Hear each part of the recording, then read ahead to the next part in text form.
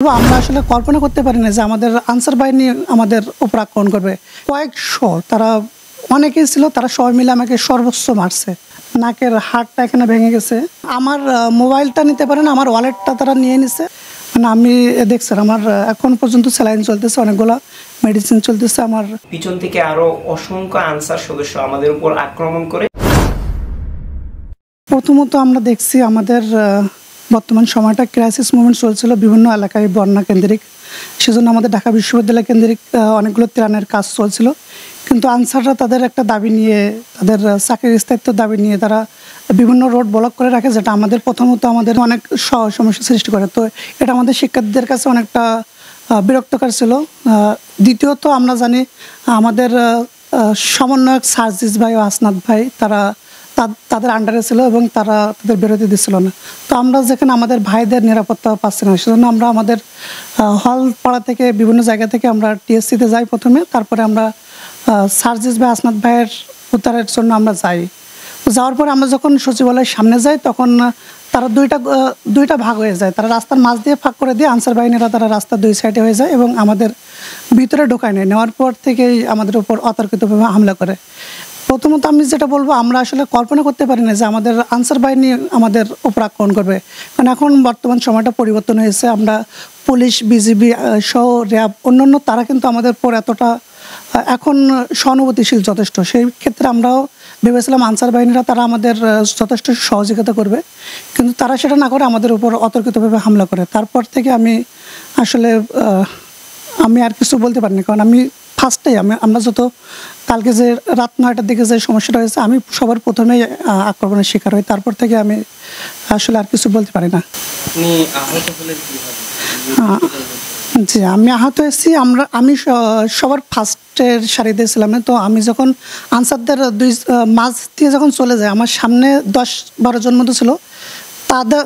তাদের থেকে আমি একটা স্পেসে ছিলাম, আবার আমার পিছনে একটা স্পেস ছিল। তারা যখন আমার সামনে দিয়ে চলে যায়, আমার সামনে দিয়ে ব্লক করে দেয়, পিছন দিয়ে ব্লক করে দেয়। দিলে ওখানে আমি একবার সবার মধ্যেই একা হয়ে যাই। মানে আমার পাশে আমাদের শিক্ষার্থীরা কেউ ছিল না, তারা কয়েকশো তারা অনেকেই ছিল, তারা সবাই মিলে আমাকে সর্বোচ্চ মারছে।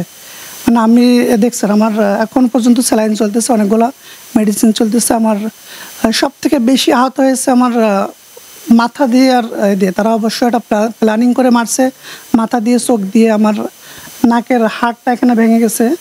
সব কিছু নিয়ে আমি গতকাল থেকে অনেক বেশি অসুস্থ।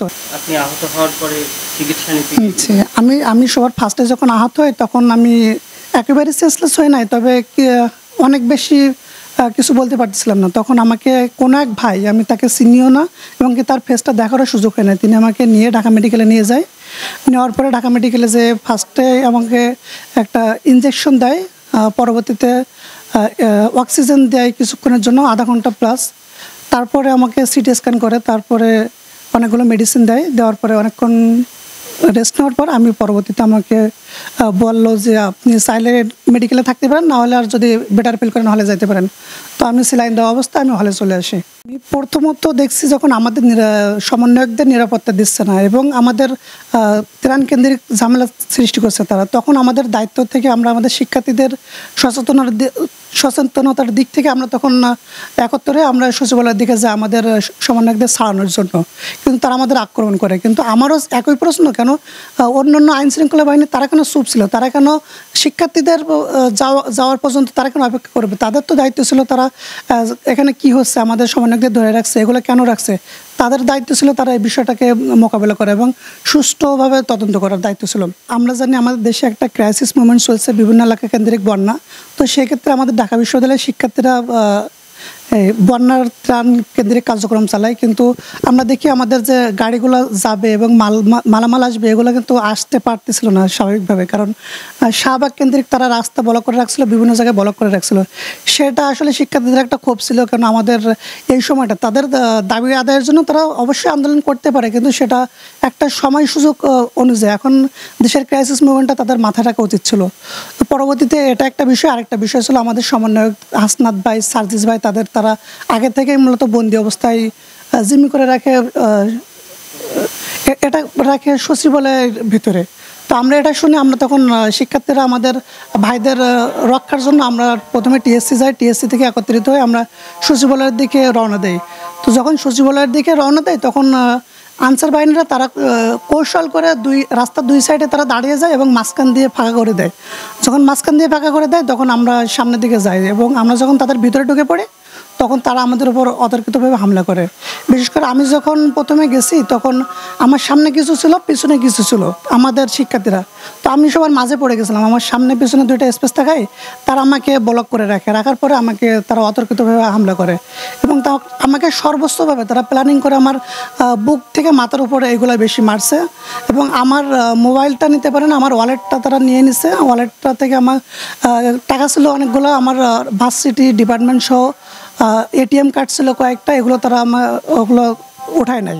গতকালকে যখন বিশ্ববিদ্যালয় শিক্ষার্থী সংসদে যখন আমি ফেসবুকে পোস্ট দেখলাম যে হাসনাত ভাই, সার্জিস ভাই সহ নাহিদ ইসলাম ভাই সহ উপদেষ্টাদের সচিবালয়ে যখন অবরুদ্ধ করে রাখা হয়েছে, তখন আমি প্রেস ক্লাবের সামনে থেকে আমরা এই 6 থেকে 7 জন আমরা ছাত্র আমরা ওই সচিবালয়ের দিকে এগিয়ে যাচ্ছিলাম। সচিবালয়ের দিকে যখন আমরা এগিয়ে যাচ্ছিলাম তখন আমরা ছাত্র ছিলাম, প্রথম দিকে ছাত্র ছিলাম খুব অল্প সংখ্যক, কিন্তু এর মধ্যে আনসাররা সংখ্যায় এরা অনেকেই ছিল। তো কয়েকজন আনসার আমাদেরকে এসে আমাদের পরিচয় জানতে চাচ্ছিল এবং আমরা ছাত্র এটা জানার পর তারা মারমুখে অবস্থান নিয়েছিল। এরপরই লাঠিসোঁটা নিয়ে পিছন থেকে আরো অসংখ্য আনসার সদস্য আমাদের উপর আক্রমণ করে এবং আমি সহ আমার যে কয়েকজন সহপাঠী ছিল আমাদেরকে আহত করে।